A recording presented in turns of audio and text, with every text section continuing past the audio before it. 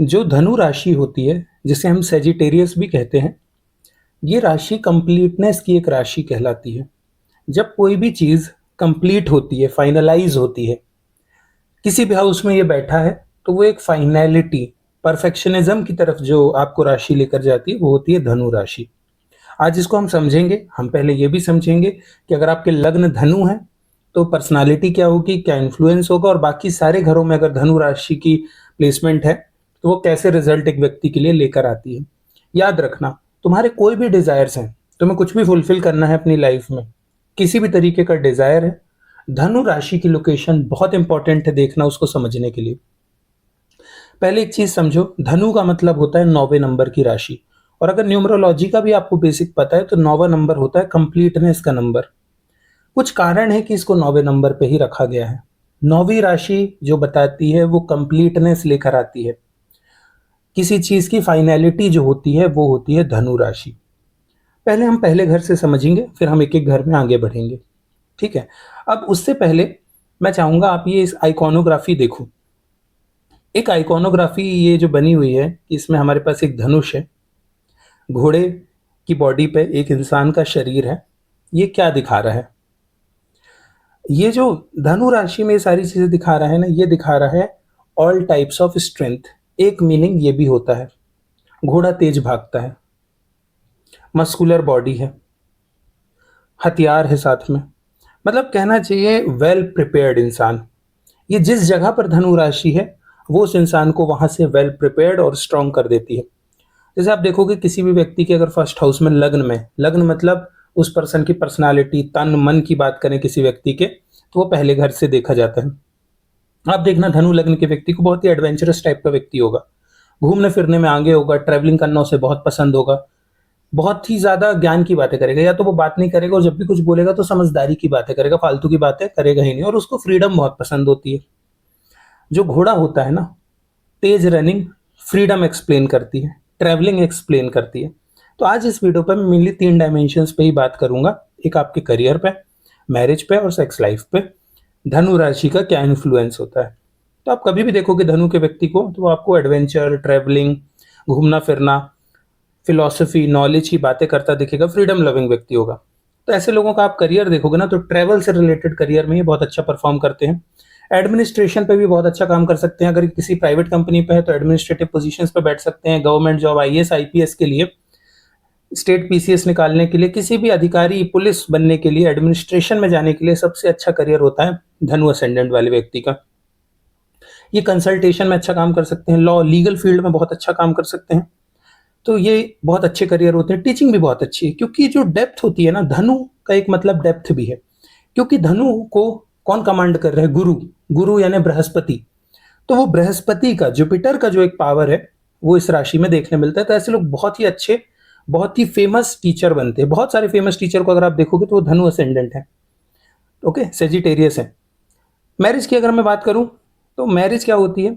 Marriage में time चाहिए, ये बहुत जल्दी डिसीजन नहीं ले सकते, ये बहुत टाइम लेते हैं, बहुत स्पेस लेते हैं, उसके बाद बहुत अंडरस्टैंडिंग, मैच्योरिटी जब डेवलप होती है, उसके बाद ही ये आगे बढ़ सकते हैं। और इसी मैरिज से अगर हम जोड़ देंगे सेक्स लाइफ को, तो आप देखोगे ये लोग वो लोग होते हैं जिनका ये पार्ट लाइफ का सबसे वेल्दी होता है, बहुत अच्छा होता है। इसलिए आपको चीटिंग के स्फीयर में भी सबसे कम यही लोग दिखते हैं, बिकॉज इनको कभी चीटिंग की जरूरत ही नहीं पड़ती। These are the people who are going to be always satisfied. हाँ, एक्सेप्ट फॉर कि अगर सैटर्न की, राहु की प्लेसमेंट कुछ ज़्यादा ही मैलेफिक है, अपार्ट फ्रॉम दैट जनरली सबसे अच्छे, सबसे लॉयल एंड सबसे कंपेटेबल, अंडरस्टैंडिंग, ग्राउंडिंग लोग इसी असेंडेंट के मिलते हैं, ठीक। अब आगे हम थोड़ा बात करें तो पर्सनालिटी का ओवरऑल एक धर्म ओरिएंटेड इनकी पर्सनालिटी होती है। मैंने लिखकर इसलिए रखा है ताकि आप रीड भी कर सके टू समझने के लिए। ऐसे लोग आपको ना बहुत ज्यादा पूजा पाठ में आगे दिखेंगे, और ये दिखावा नहीं करेंगे, दिखावा बिल्कुल पसंद नहीं करता धनु वाला व्यक्ति। ये चुपचाप करेंगे चीजें, जो भी चीजें इनको फायदा दे रही हैं उसके बारे में आपको कभी पता ही नहीं चलेगा, क्योंकि ये छुपाकर बहुत अच्छे से रखते हैं उस चीज को। ये अपनी लाइफ में फालतू के ड्रामेबाजी से बचते हैं, एथिकल तरीके से रहते हैं, किसी का 1 रुपए नहीं खाते, स्पिरिचुअलिटी की तरफ आगे बढ़ते हैं। ये लोग जनरली अच्छे रिलीजियस, फिलोसफिकल चीज़ों से बहुत जल्दी कनेक्ट कर जाते हैं। और मोस्टली आप देखोगे ना धनु असेंडेंट के लोगों को, ये वर्गों के साथ भी होता है, चाहे विर्गो हो चाहे धनु हो, ये लोग बहुत एडवाइजर की तरह होते हैं सर्कल में। अपने 4 दोस्त हैं 5 दोस्त हैं, आपके पास ही आकर ये एडवाइस लेंगे कि यार धनु वाला व्यक्ति जो है वो बहुत अच्छी एडवाइस देता है, बहुत सही पर्सपेक्टिव देता है, वो एक थर्ड पर्सन पर्सपेक्टिव बहुत अच्छे से देता है किसी सिचुएशन का जो आप नहीं देख पाते हो। अब इसके बाद अगर मैं बात करूं, हम पर्सनालिटी जो समझ गए किस तरीके से धनु काम करता है, तो अब अगर वो सेकंड हाउस में बैठ जाए, सेकंड हाउस से हम स्पीच को भी देखते हैं, हमारी फैमिली को भी देखते हैं, फाइनेंसिस को भी देखते हैं। तो अब ऐसा व्यक्ति जो है उसकी स्पीच कैसी होगी, इंस्पायरिंग होगी, तो ये बहुत अच्छा मोटिवेशनल स्पीकर हो सकता है। जो वेल्थ है, ये बहुत टाइम लेकर वेल्थ बनाते हैं, तो वेल्थ में फ्लक्चुएशन आता है क्योंकि ये डेप्थ में जाते हैं, किसी फाउंडेशन को स्ट्रांगली बनाते हैं। तो जो इनकी वेल्थ है वो टाइम के साथ धीरे धीरे डेवलप होती है, लेकिन जो डेवलप होती है वो परमानेंट रहती है, ये एक फायदा रहता है। तो फाइनेंस में बहुत अच्छा काम कर सकते हैं, कंसल्टेंसी में, और फैमिली बिजनेस को बहुत अच्छे से आगे बढ़ा सकते हैं। मैरिज की मैं बात करूं तो ये ऑनेस्टी को प्रेफर करते हैं, जो है ट्रुथ है, फ्रीडम होनी चाहिए अपनी, बहुत ज़्यादा इमोशनल ड्रामा से बचते हैं। सो ये है। इसके बाद अगर मैं बात करूं थर्ड हाउस में, थर्ड हाउस को हम कम्युनिकेशन से रिप्रेजेंट करते हैं, हमारे भाई बहनों से भी रिप्रेजेंट करते हैं। अब देखो, जो सेकंड हाउस है वो स्पीच है, हमारा बोलना बस, और थर्ड हाउस है कम्युनिकेशन। कम्युनिकेशन से बोलना नहीं होता, कम्युनिकेशन में बहुत कुछ आता है, जेस्चर्स होते हैं, इशारे होते हैं, तो कम्युनिकेशन एक बड़ा पार्ट है। तो इन लोगों की पर्सनालिटी आप देखोगे, ये बहुत ही ज़्यादा बोल्ड होते हैं, ऑप्टिमिस्टिक टाइप के व्यक्ति होते हैं, बहुत अच्छे मीडियम होते हैं। थर्ड हाउस धनु का व्यक्ति बहुत अच्छा जर्नलिस्ट बनता है। कुछ बहुत फेमस जर्नलिस्ट हैं इंडिया के भी, वर्ल्ड के भी, जिनके थर्ड हाउस पे धनु है, and they are extremely good. अगर यहाँ पे मरकरी बैठ जाए, बुध राशि, तब तो फिर बेस्ट प्लेसमेंट कहलाई जाती है ये। सो ये मार्केटिंग पे बहुत अच्छा काम करते हैं, सेल्स पे भी अच्छा काम कर सकते हैं, बहुत अच्छे एंटरप्रेन्योर्स भी बनते हैं। सो इनका लॉन्ग डिस्टेंस रिलेशनशिप हो सकता है, मैरिज में डिस्टेंस का इशू भी आ सकता है, क्योंकि ट्रैवल कहीं ना कहीं धनु से हमेशा कनेक्टेड ही रहेगा। और सेक्स लाइफ को लेकर थर्ड हाउस वाले व्यक्ति चूज करते हैं, क्योंकि बॉडी कम्युनिकेशन को लिए इनको बहुत टाइम चाहिए। मैंने बताया ना, धनु की एनर्जी जो है वो थोड़ा टाइम लेती है, लेकिन ये फाइनलिटी होती है। धनु जहां बैठा है वो आपको वहां का पीक देगा। सो कम्युनिकेशन के हाउस पे बैठा है, तो जो बॉडीली कम्युनिकेशन है आप उसकी पीक पे जाओगे। सो एक्सपेरिमेंट बहुत करोगे, एनर्जी लेवल्स इसमें हाई होंगे। बाकी आप समझ ही गए हैं मेरे क्या कहना चाहता हूँ। उसके बाद मैं बात करता हूँ अगर फोर्थ हाउस की, तो देखो भाई, फोर्थ हाउस जो होता है वो हमारे इमोशंस को रिप्रेजेंट करता है, हमारे घर को रिप्रेजेंट करता है, हमारी मदर को रिप्रेजेंट करता है। सो ऐसा व्यक्ति जो होता है ना, जिसके फोर्थ हाउस धनु राशि में बैठा हो, सो ऐसा व्यक्ति जो है वो अपनी इमोशनल फ्रीडम बहुत ढूंढना चाहता है, एक्सप्रेसिवनेस के लिए बहुत फोकस्ड होता है। और ऐसे व्यक्ति का आप अगर घर का एनवायरनमेंट देखोगे तो बहुत पॉजिटिव एनवायरनमेंट होगा, सबके साथ अच्छे रिलेशन होगा, क्योंकि धनु वाला व्यक्ति है वो बहुत रिलैक्स टाइप का पर्सन है, बहुत अच्छे से रहता है सबके साथ। जो एजुकेशन लाइफ की मैं बात करूँ, प्रॉपर्टी की अगर मैं बात करूँ, तो इनकी जो एजुकेशन है बहुत हायर लेवल तक होती है, प्लस एजुकेशन की फील्ड में ही बहुत अच्छा करियर बनाते हैं, टीचिंग, प्रॉपर्टी पे अच्छा काम करते हैं। इसके अलावा अगर मैं आपसे बताऊं कि मैरिज लाइफ में थोड़ा सी हमें दिक्कतें देखनी पड़ती हैं। मैरिज को अगर इंप्रूव रखना है तो इमोशनल जो सफोकेशन है उसको अवॉइड करना होगा, लॉजिक, रैशनैलिटी, कॉमन सेंस के साथ अगर ये डील करेंगे तो बहुत अच्छा जाएगा। सेक्स लाइफ में भी थोड़ा कई बार इश्यूज देखे गए हैं फोर्थ हाउस के साथ।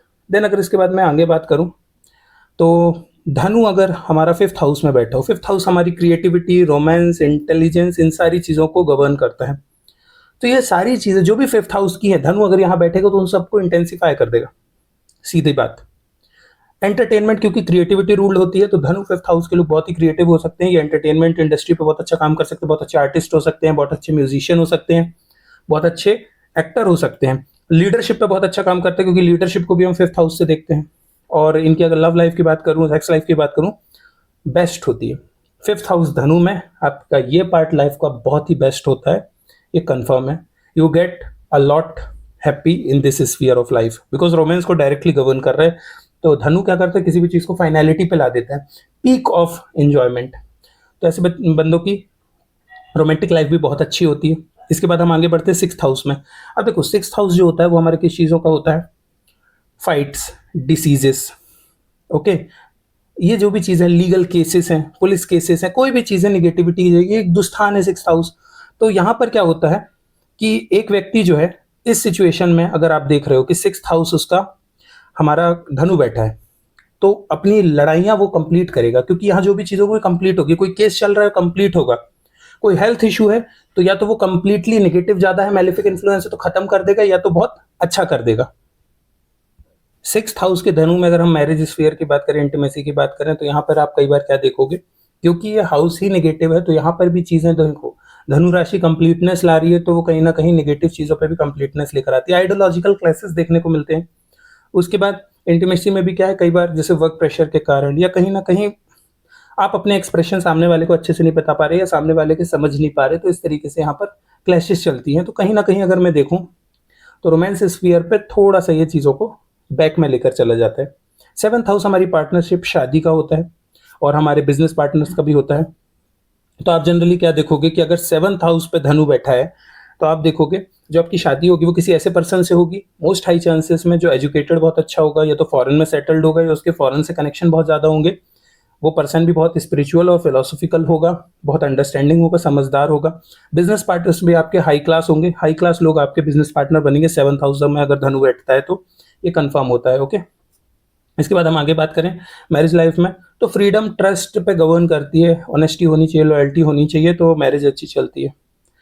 बट एक चीज़ और आती है, इमोशनली कोई डिपेंडेंट व्यक्ति है अगर आपका पार्टनर तो वो आप पसंद नहीं करोगे उसको, या आप उसके लिए इमोशनली उस पर डिपेंडेंट नहीं हो सकते, नहीं तो यहाँ पे आपका मैलिफिक रोल प्ले होगा और ये हाउस खराब होगा ही होगा।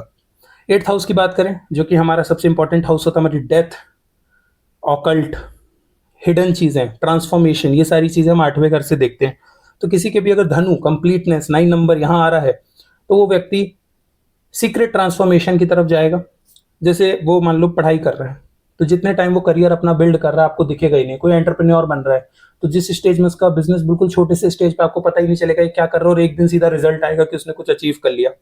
ऑकल्ट की तरफ, एस्ट्रोलॉजी की तरफ, तंत्रा की तरफ ऐसे व्यक्ति का झुकाव ज्यादा होगा, या वो किसी ऐसी चीज की स्टडी कर रहा होगा जो जनरली लोग नहीं करते, या तो डेप्थ में फाइनेंस पढ़ रहा होगा, ये भी हो सकता है, जो बहुत से लोग नहीं समझते। इसलिए इनका जो करियर है वो बहुत अच्छा, रिसर्च की फील्ड में ये पीएचडी में जा सकते हैं, टैक्सेशन में अच्छा काम कर सकते हैं। ओके, इनको हिडन वेल्थ मिल सकती है या फिर एंसेस्ट्रल प्रॉपर्टी मिल सकती है। इनकी जो मैरिज है 8th हाउस कर्मा का हाउस है, कुछ ना कुछ आप पिछले जन्म का लेकर आए हो, कुछ ऐसा अधूरा रह गया है। जो 9th नंबर की राशि अगर 8वें घर में बैठी है तो वो कुछ कंप्लीट कराने आई है। तो मैरिज लाइफ जो होगी वो कार्मिक होगी और इंटेंस होगी। ओके, एंड हम सेक्सुअल ऑर्गन्स को भी देखते हैं हमारे 8th हाउस से, तो यहाँ पर भी एक डेप्थ आएगी और काफ़ी टाइम कंज्यूमिंग प्रोसेस होगा अपने पार्टनर के साथ आपको एक सामंजस्य बिठाने में या अंडरस्टैंडिंग लाने में, तो ये एक नेगेटिव इन्फ्लुएंस लेकर आता है। फिर 9वें घर की हम बात करते हैं तो 9वां घर होता है हमारे लक का घर, स्पिरिचुअलिटी, हायर लर्निंग का। तो 9वें घर में 9वीं राशि अगर बैठ जाए तो सबसे बेस्ट होता है, मतलब व्यक्ति का एरीज असेंडेंट की सबसे बेस्ट प्लेसमेंट मानी गई है। अब ऐसे व्यक्ति का लॉ पे, रिलीजियस चीज़ों पे आप देखोगे बहुत सारे जो फेमस पंडित हैं उनका, या जो बहुत ही ज़्यादा ज्ञानी लोग हैं उनका 9th हाउस पे धनु बैठा हुआ है। तो ऐसे लोग बहुत अच्छे प्रोफेसर बन सकते हैं, लॉ की फील्ड में बहुत अच्छे एडवोकेट, लॉयर, जज बन सकते हैं, रिलीजन में अच्छा काम कर सकते हैं, फॉरेन ट्रेडिंग में काम कर सकते हैं, गवर्नेंस में ऑफिसर बन सकते हैं, इस तरीके की चीज़ों में। उसके बाद मैरिज लाइफ इनकी अच्छी रहती है, इंटीमेसी लाइफ जो है वो बहुत ही ज़्यादा स्पिरिचुअल वे में आप कह सकते हो, ये प्योरली फिजिकल इंटीमेसी नहीं है but physical plus emotional overall well being है। It is like a very good and happy relationship. इसके बाद अगर हम बात करें 10वें घर की, तो देखो जब 10th हाउस में हमारे धनु राशि बैठती है ना, तो 10th हाउस हमारे करियर का होता है, रिकॉग्निशन का होता है, स्टेटस का होता है। तो ऐसा व्यक्ति जो है इन चीज़ों में कंप्लीट होता है।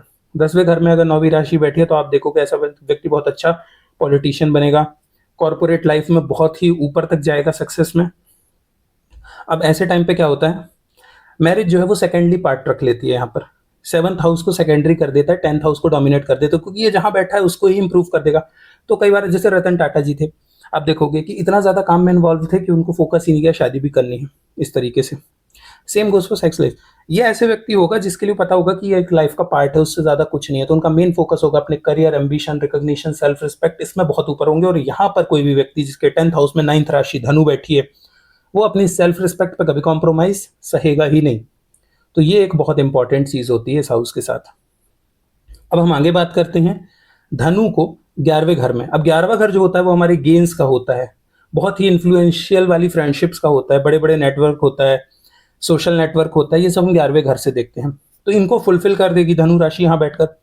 तो करियर किसका अच्छा बनेगा, जिसके यहाँ पर धनु बैठे हैं कि वो अच्छे बड़े बड़े सर्कल से उनको कुछ ना कुछ फायदा होगा, या तो कोई जॉब पता चल जाएगी, या तो कोई बिजनेस पता चल जाएगा, या तो आप कहीं कनेक्ट कर जाओगे, इस तरीके से। तो नेटवर्किंग, सोशल मीडिया विजिबिलिटी, जैसे इंस्टाग्राम हो गया, यूट्यूब हो गया, यहाँ पे आप बहुत अच्छा ग्रो कर सकते हो, बहुत इजीली ग्रो कर सकते हो। और मैरिज ऐसे व्यक्ति की भी उसी सर्कल से आएगी, किसी सोशल सर्कल में किसी से पहचान होगी और उसके बाद आप मैरिज की तरफ आगे जाओगे। राहु यहाँ बैठ जाए, जुपिटर यहाँ बैठ जाए, शनि यहाँ बैठ जाए तो उसको और स्ट्रेंथन करेगा।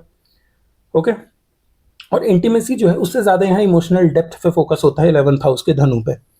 अब उसके बाद मैं अगर बात करता हूँ फाइनल हाउस हमारा 12वां घर, जो हमारी स्पिरिचुअलिटी, फॉरेन लैंड, आइसोलेशन को डील करता है। तो अगर यहाँ धनु बैठता है तो वो इनको भी कंप्लीट करता है, यहाँ की एम्प्टीनेस को।